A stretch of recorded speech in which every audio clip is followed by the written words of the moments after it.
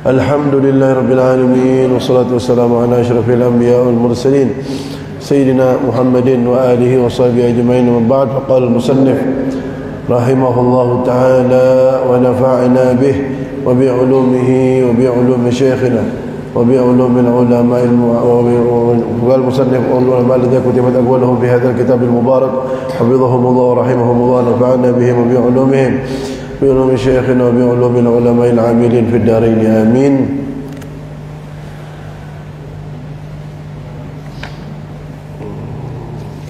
باب صلاة المسافر إلى قوله الجمع في المرض.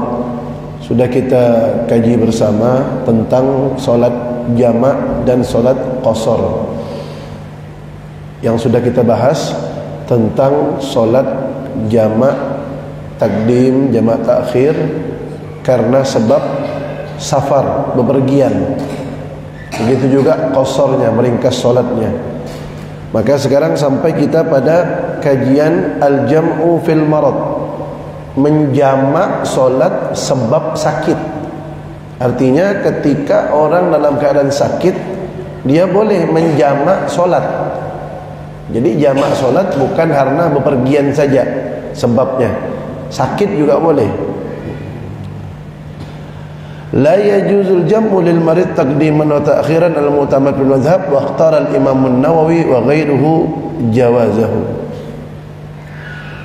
Tidak boleh menjamak solat bagi orang sakit, jamak takdim atau ta'khir alal mu'tamad, menurut pendapat yang dijadikan sandaran oleh kebanyakan ulama dalam mazhab Syafi'i. Tetapi Al-Imam Nawawi dan lain-lainnya banyak, di antaranya Al-Qadhi Husain ibnu Suraij, Imam Al-Mawardi Wad-Darimi wal-Mutawalli.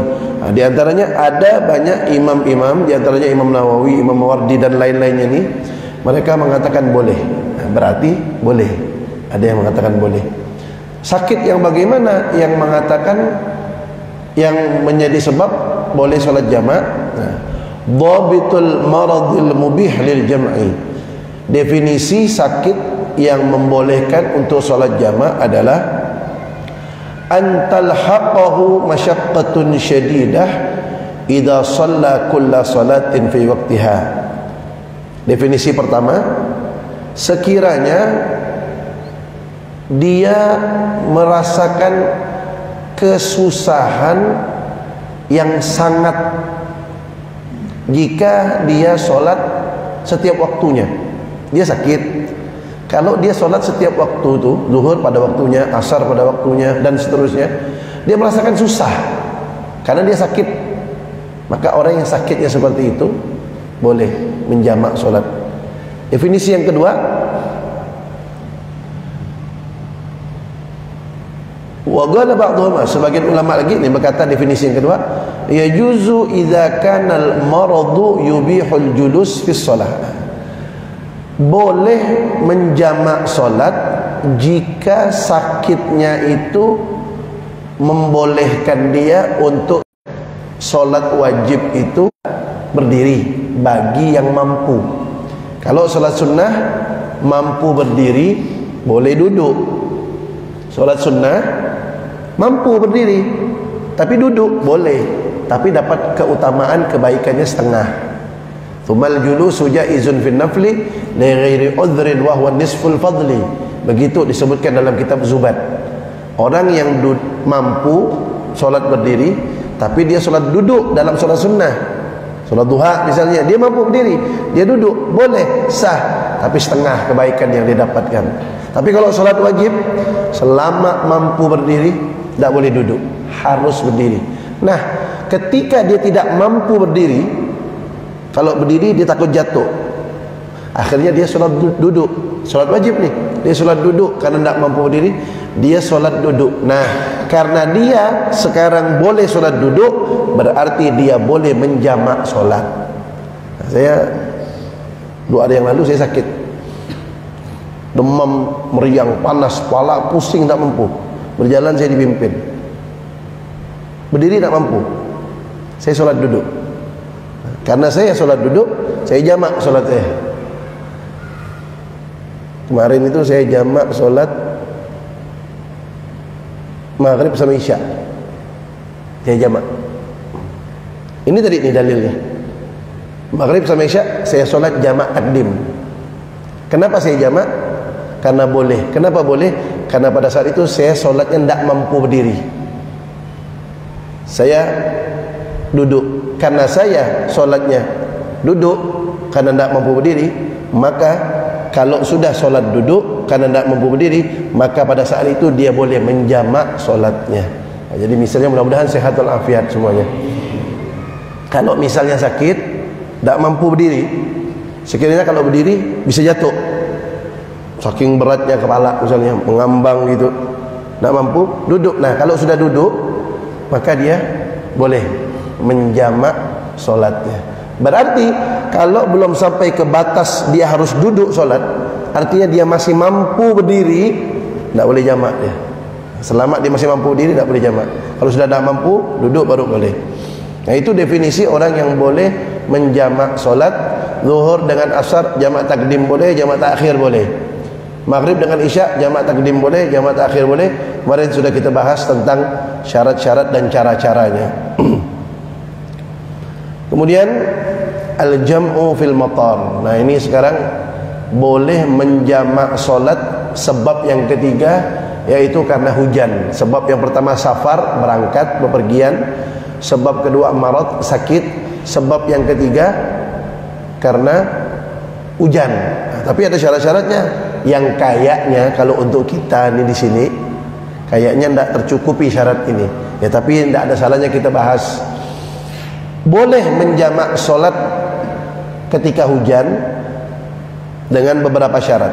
Disebutkan yang pertama, an yakuna jam'a taqdim la ta'khir. Jamaknya boleh hanya jamak takdim, tidak boleh jamak takhir. Beda dengan berangkat kemarin, safar.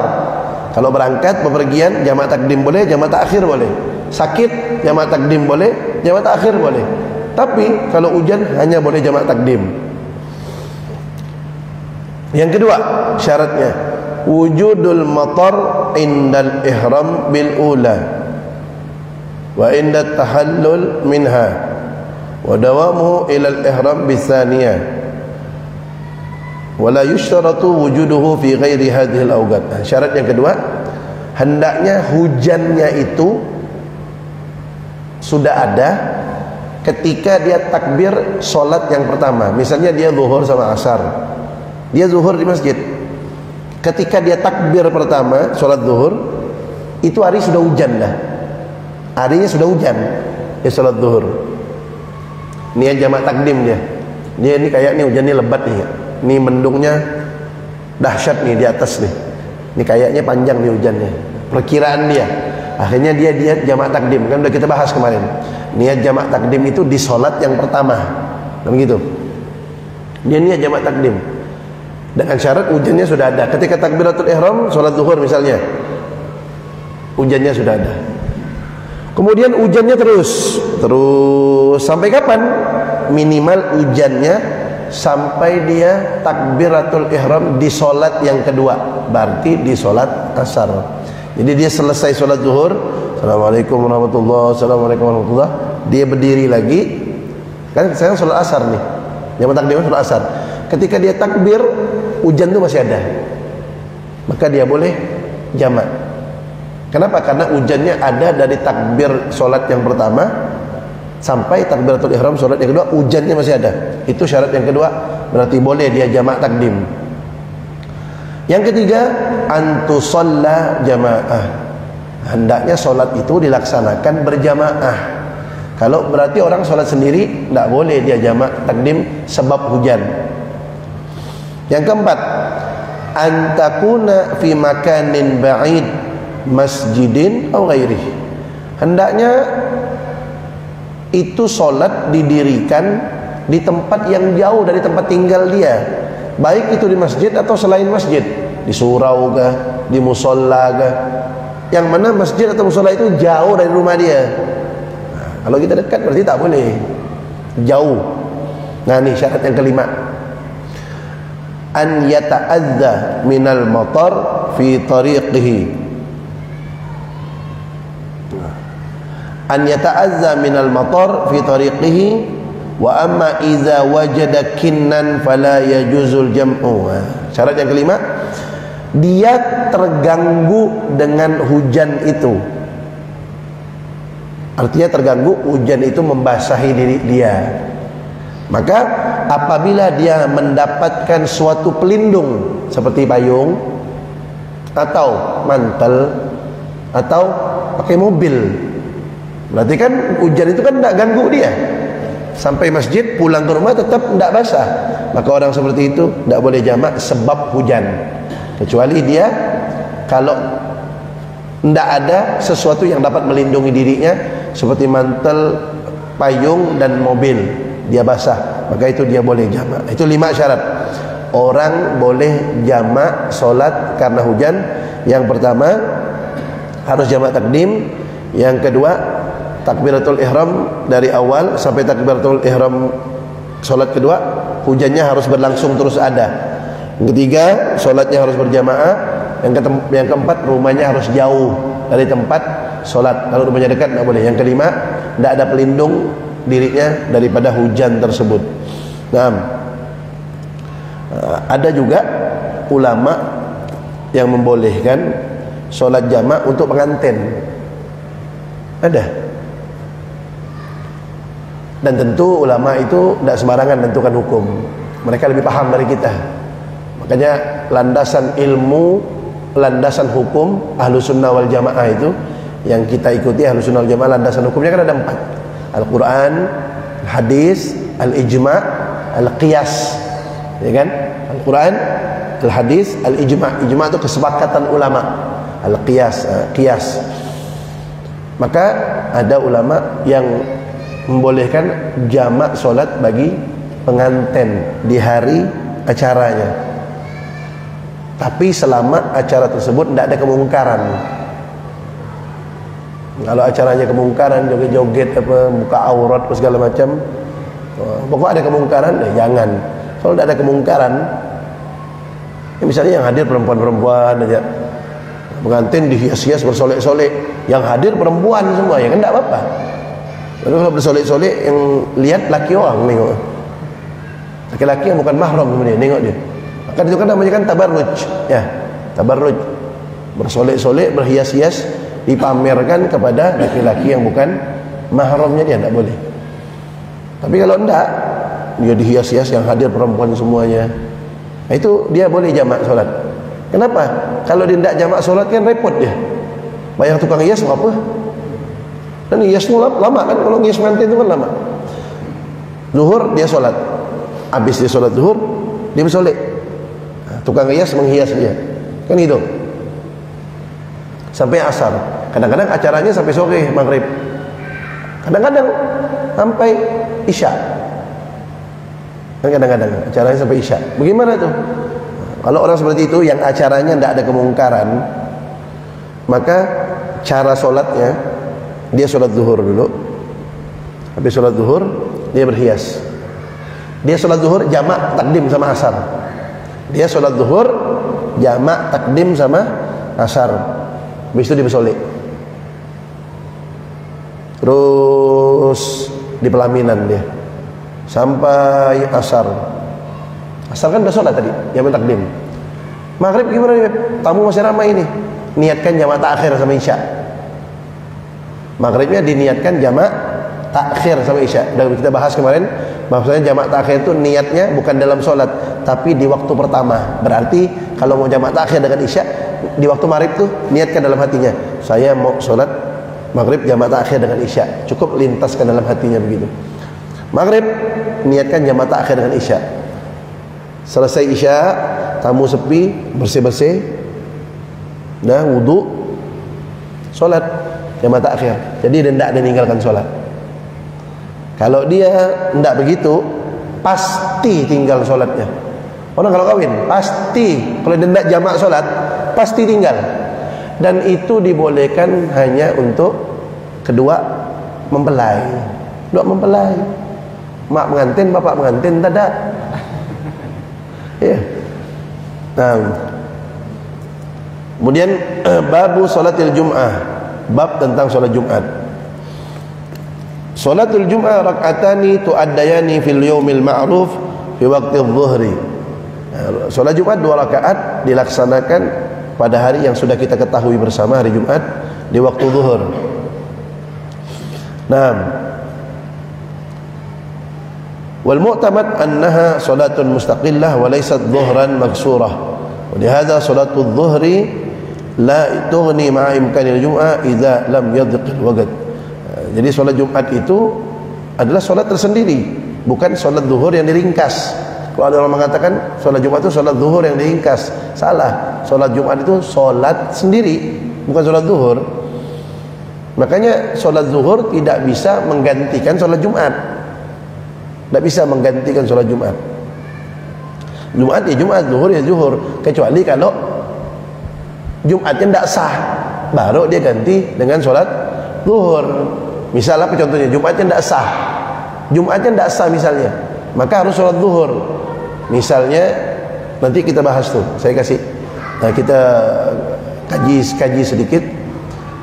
Apa contohnya orang tidak sah Jumatnya harus sholat zuhur? Misal yang khutbah kurang rukun, yang khutbah kurang rukunnya. Saya berapa hari yang lalu ditelepon orang, 2 hari atau 3 hari yang lalu, Pep gimana nih Pep, ini ada khotib dia tidak baca ayat.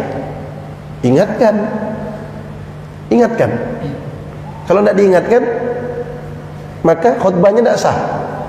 Kalau khutbahnya tidak sah, solat zuhur, tidak boleh solat Jumat. Saya pernah mengingatkan khotib itu 2 kali, 1 kali di Jakarta, 1 kali di Pontianak. Di Pontianak ini tidak usah disebutkan lah masjid. Waktu di Jakarta tuh saya solat di tengah-tengah, sop tengah-tengah. Saya dengar khutbahnya, makanya kalau khutbah itu dengarnya tidur. Kadang-kadang Jumat itu kesempatan tidur. Waktu itu saya dengar khutbahnya tuh di Jakarta di suatu masjid. Waktu itu si khotib lupa baca sholawat. Padahal rukun sholat itu kan 5. Alhamdulillah artinya membaca syukur kepada Allah. Alhamdulillah boleh, innal hamdalillah boleh. Yang kedua sholawat. Alhamdulillah pada khutbah pertama, khutbah kedua. Kemudian sholawat khutbah pertama, khutbah kedua. Wasiat takwa khutbah pertama, khutbah kedua. Kemudian membaca ayat Al-Quran pada salah satu daripada 2 khutbah. Khutbah pertama boleh, khutbah kedua boleh. Tapi yang lebih bagus khutbah kedua. Tapi kalau mau baca 2 khutbah, baca ayat, bagus juga. Yang ketiga, doa untuk muslimin muslimat di khutbah yang kedua. Tapi dia baca doa muslimin muslimat khutbah pertama, khutbah 2 juga boleh. Cuman yang harus tuh di khutbah keduanya yang harus. Jadi intinya rukun khutbah itu 5. Alhamdulillah, bersyukur kepada Allah, salawat, wasiat takwa, baca ayat, doa untuk muslimin muslimat. Makanya sebenarnya semua di sini ini bisa khutbah. Kalau ada sholat Jumat tidak ada khotib, sampai diumumkan sholat Jumat hari ini libur karena khotib tak datang, jangan angkat tangan, jangan libur, saya bisa naik. Alhamdulillah, Allahumma salli ala sayyidina Muhammad wa ala ali sayyidina Muhammad, usikum wa nafsi bitaqwallah, bismillahirrahmanirrahim, wal asri innal insana lafi khusrin illa alladhina amanu wa amilus solihat wa tawassaw bil haqqi wa tawassaw bis sabr, Allahumma ighfir lil muslimin wal muslimat. Duduk, harus duduk, harus. Kalau tidak duduk dianggap satu khutbah, harus duduk. Naik lagi khutbah kedua, alhamdulillah, Allahumma shalli wa sallim ala sayyidina Muhammad wa ala sayyidina Muhammad, ittaqullah, atau usikum wa nafsi bitaqwallah boleh, atau ittaqullah, ingat tu ya. Alhamdulillah, Allahumma shalli wa sallim ala sayyidina Muhammad wa ala sayyidina Muhammad boleh, atau alhamdulillah wassalatu wassalamu ala rasulillah boleh. Ambil yang gampang-gampang ya. Alhamdulillah, Allahumma shalli wa sallim ala sayyidina Muhammad wa ala sayyidina Muhammad, ittaqullah, bismillahirrahmanirrahim, qul ya ayyuhal kafirun la a'budu ma ta'budun. Ambil segitu enggak apa-apa, yang penting satu ayat minimal. Allahumma ighfir lil muslimin wal muslimat. Udah selesai itu salat. Kalau habis itu ada yang protes, pendek benar enggak khutbah daripada tak ada? Bilang gitu. Tak ada yang mau maju tadi daripada kita tak ada solat Jumat. Nah, itu bisa semuanya. Jangan sampai libur Jumat gara-gara tak ada khotib. Nah, kalau ada kurang satu rukunnya, itu tidak sah khutbah Jumatnya. Itu waktu di Jakarta. Waktu di Pontianak, saya duduknya sop pertama tapi ujung belah sana, ujung. Saya dengar khutbah. Tidak wasiat takwa dia. Di salah satu daripada dua khutbah tidak wasiat takwa. Kalau yang tiga ni, alhamdulillah, salawat, wasiat takwa. Ini tiga harus ada di khutbah pertama dan khutbah kedua, harus ada. Kalau ayat, khutbah pertama boleh, khutbah kedua boleh. Kalau ayat, pilih salah satu, dua-duanya pun boleh. Yang penting salah satunya harus ada. Kalau ayat, kalau doa muslimin muslimat harus di khutbah kedua. Kalau dibaca di dua-duanya juga boleh. Ya. Kalau ayat boleh salah satunya. Kalau doa muslimin muslimat di akhir yang wajib. Kalau dibaca di dua-duanya boleh. Waktu itu yang di Pontianak tu, saya hendak dengar wasiat takwa. Belum dia selesai khutbah, ini masjid besar, yang hadir ramai. Dia hendak wasiat takwa, udah hampir selesai dia khutbah. Saya dari ujung saya maju ke depan sini.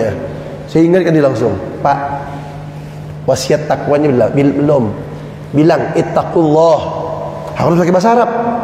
Ittaqullah. Bilang Pak, ngomong ittaqullah kata dia. Dah selesai, saya duduk lagi. Dah selesai, langsung solat Jumat. Kalau tidak, solat zuhur.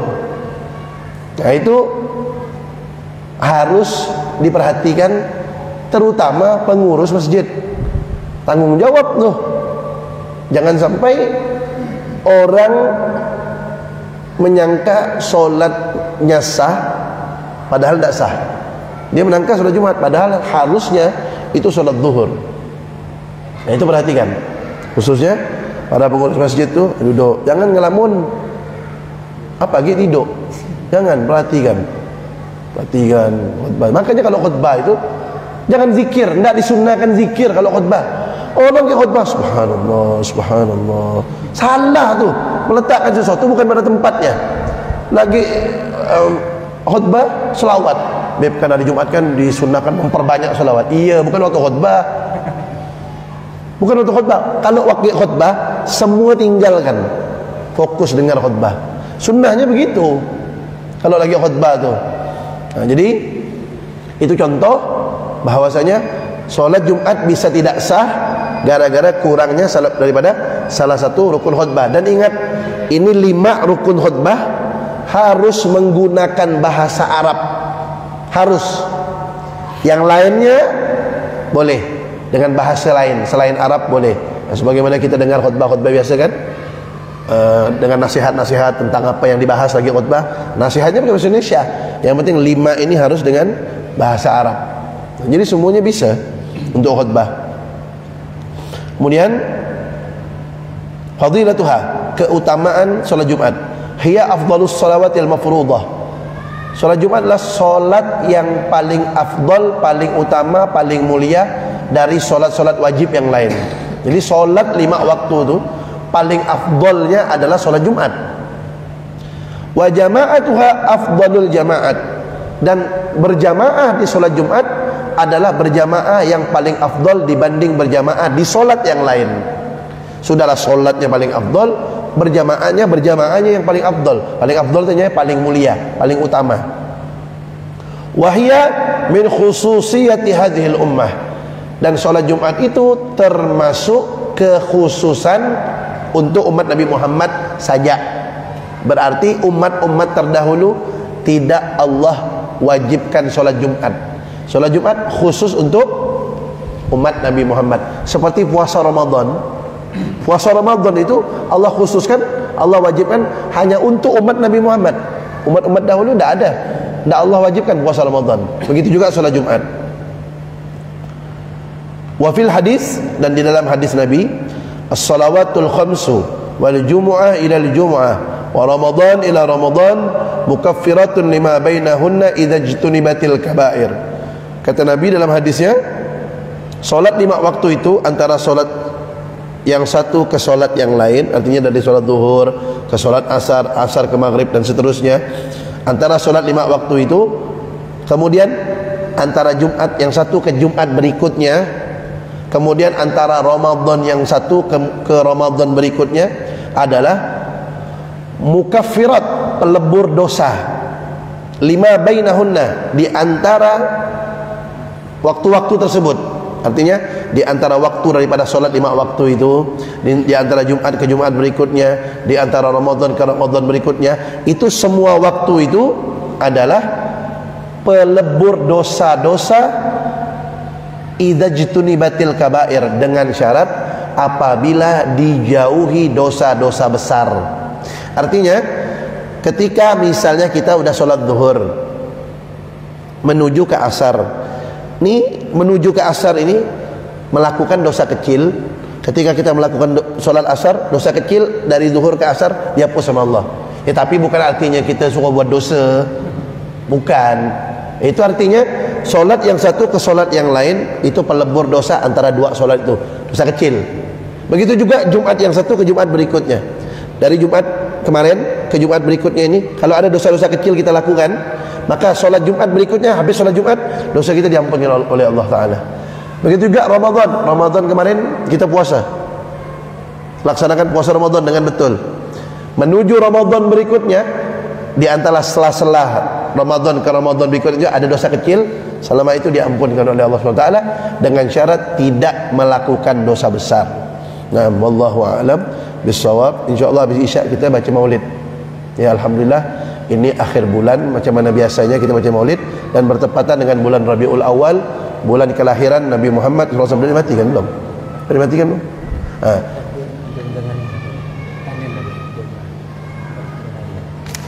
Ya, jadi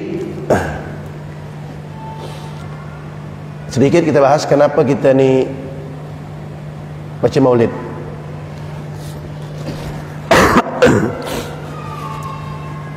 Kita tidak ada tujuan baca Maulid, memperingati Maulid, kecuali hanya satu, gembira dengan kelahiran Nabi Muhammad SAW. Dan ingat, kegembiraan seseorang dengan kelahiran Nabi Muhammad itu tidak akan disia-siakan oleh Allah Ta'ala.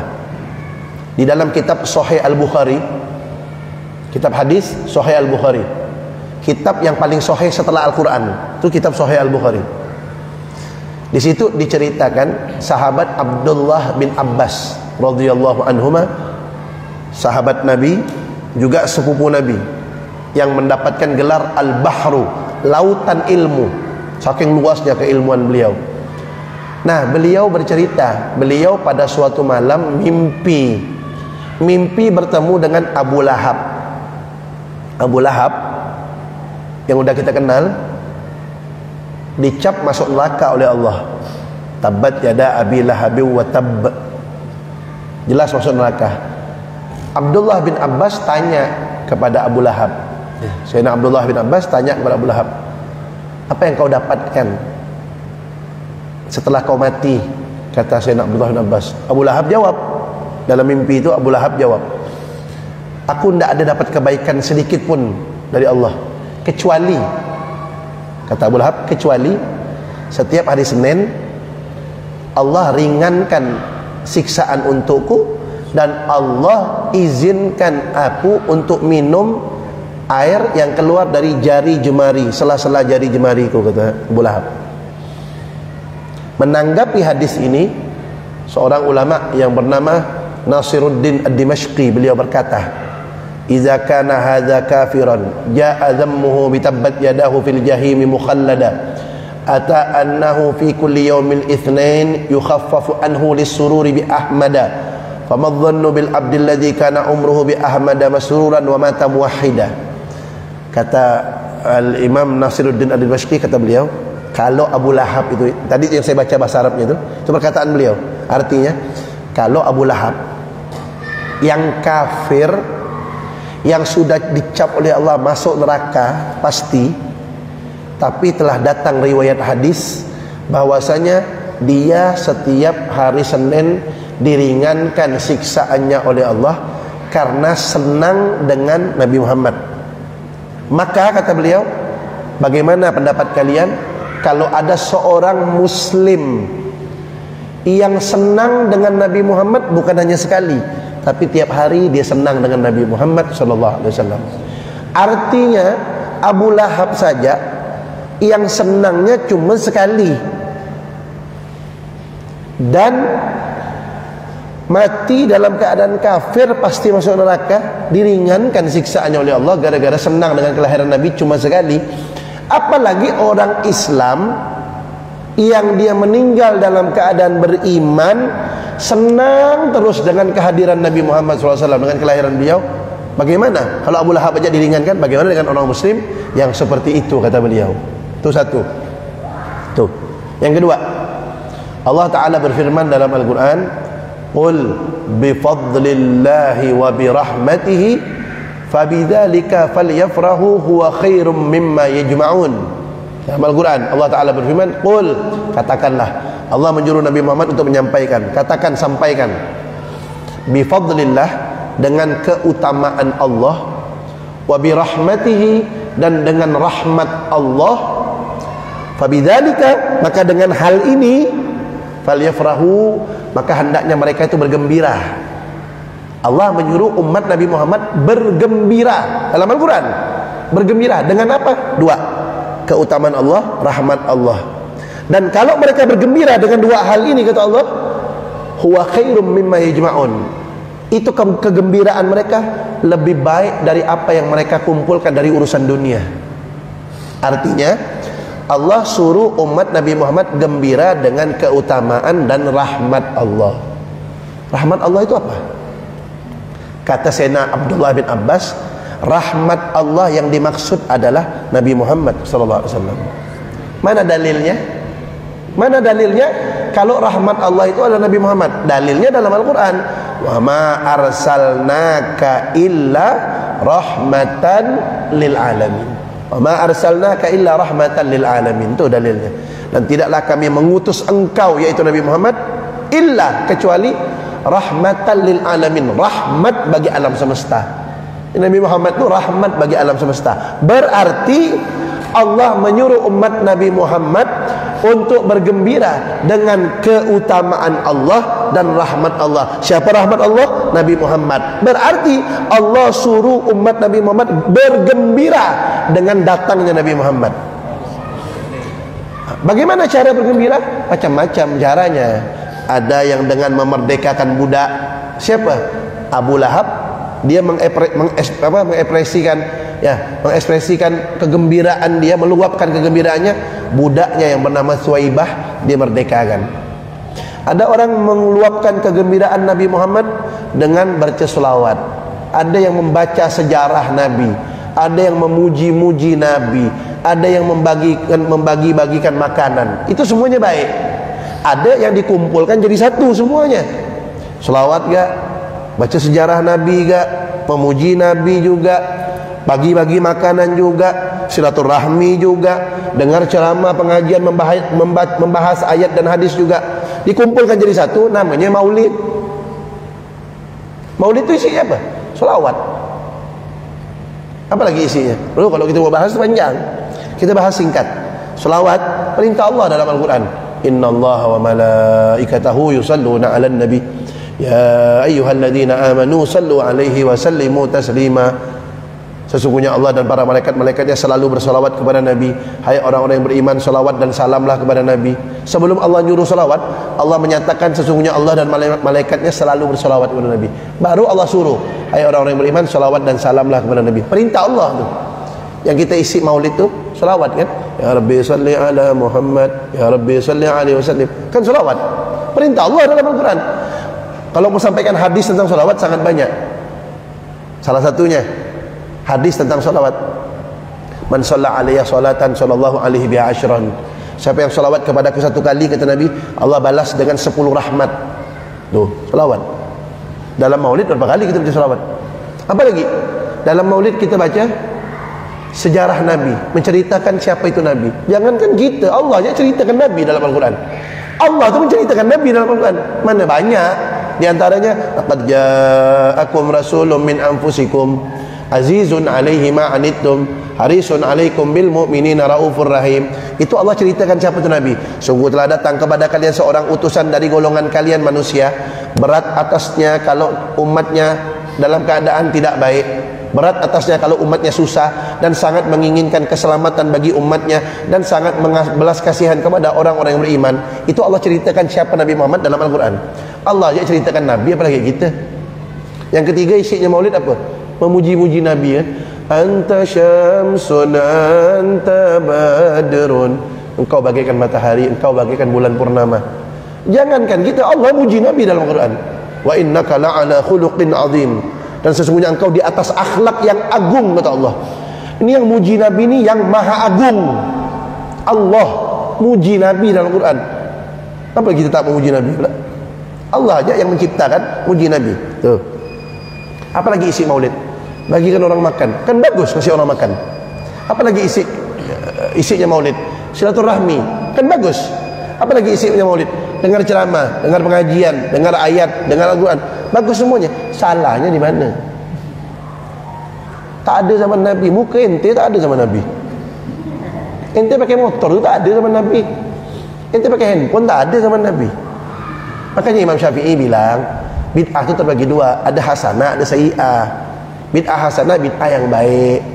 Bid'ah sayyi'ah, bid'ah yang tak baik. Bid'ah hasanah, bid'ah yang baik gimana contohnya? Ya ini maulid. Ini contoh bid'ah, sesuatu yang baru tapi baik. Bid'ah sayyi'ah, bid'ah yang tak baik gimana? Contohnya Ahmadiyah. Ahmadiyah zaman Nabi tak ada, setelah zaman Nabi ada, tapi melanggar syariat. Itu tak baik, itu sesat. Maulid dia bagus.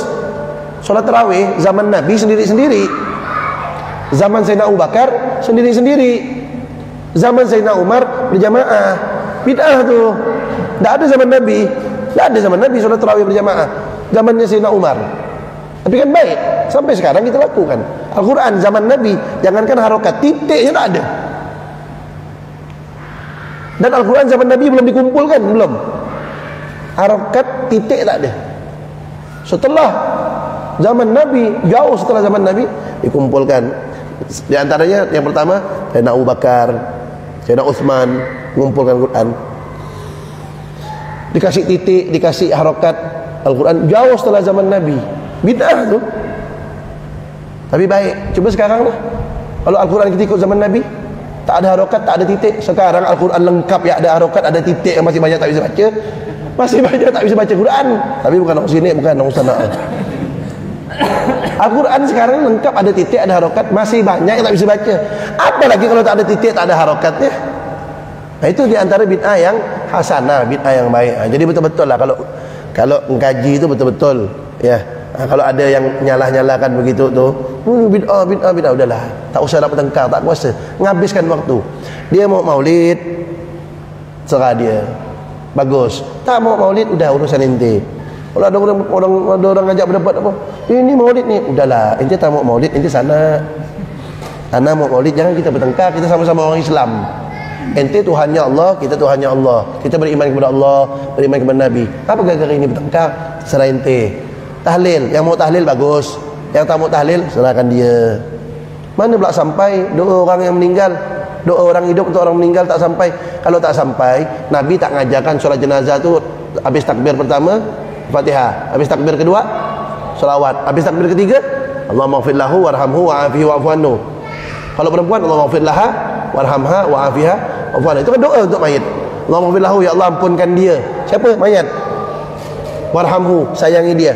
Wa'afihi, maaf, selamatkan dia. Wa'fu anhu, maafkan dia.